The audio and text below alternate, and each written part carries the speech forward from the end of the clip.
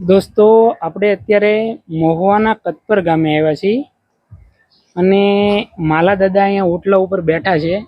એમને ખ્યાલ નથી કે આપણે આવ્યા છીએ. અરે માલા દાદા, બોલો બોલો, આવો. જય માતાજી. જય માતાજી. ઓળખી ગયા મને? હા, ઓળખી જાવ ને. કેમ છો?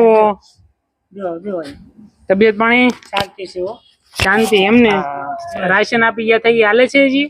બસ હવે થોડું કર્યું છે. હવે થોડુંક રહ્યું. બસ થોડું કર્યું છે. હું તમને શું કહેતો, તમારા માટે એક મુંબઈ થી સહાય આવી છે. મારા હા, રોકડ રૂપિયા. એમ? હા, ભલે ભલે. ઘણા બધા લોકોએ જોયા ને એટલે દાદા તમારી ઉપર બધાએ એમ થયું કે આ દાદા કેવી રીતના એનું જીવન પસાર કરતા છે. હા તો એક દાદા છે આપણે મુંબઈ થી, હા, હર્ષદભાઈ જોશી છે, હા, જે અંધેરી ઈસ્ટમાં રહી દાદા મુંબઈ. એને તમારા માટે સહાય મોકલી છે, બરોબર? બરોબર. તો એને હું આશીર્વાદ આપશો?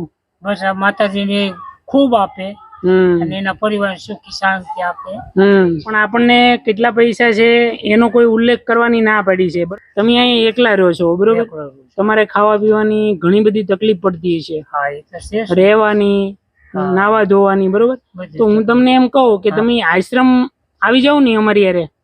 આશ્રમમાં, આશ્રમમાં છે ને પોપટભાઈ ના આશ્રમમાં તમે ના જો દાદા, મારી વાત સાંભળો. ત્યાં ઘણી બધી સગવડ સુવિધા છે. તમારે આવી રીતના જીવન ન જીવવું પડે દાદા એકલાને. આપણે તમારો પરિવાર અહીંયા હોય કોઈ તો આપણે એને પૂછી લઈએ, મંજૂરી લઈ લઈએ.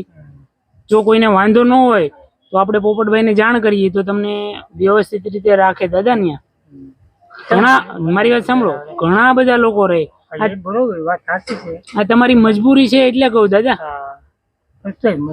અને જો તમને બિલકુલ આંખે કઈ દેખાતું નથી, બરોબર? હા, એટલે હું તમને એમ કઉ છું કે તમારા માટે અહીંયા બેસ્ટ કાકા, બહુ સારું. મને નો ગમે તો આપણે પછી આપણી ઝૂંપડી આવી આવશું, બરોબર ને? બીજું કયો આનંદમાં ને?